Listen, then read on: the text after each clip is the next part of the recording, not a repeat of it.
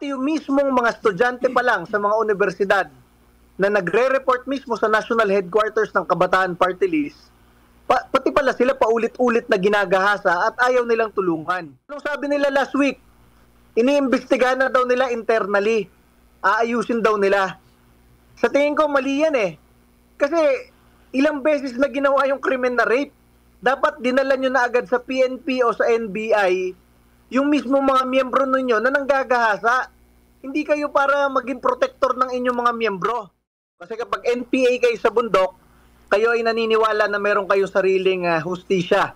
Kahit na hindi nila binibigyan ng hustisya yung mga ginagahasang NPA na babae, naniniwala sila na hindi sila sakop sa ating judiciary at justice system. Sabi nga sa PNP, merong ano yun? 3-minute, ano ba yun? 5-minute response time. So, tataka nga ako, ba't hindi pa nagre-responde? Isang linggo na o itong balita na ito.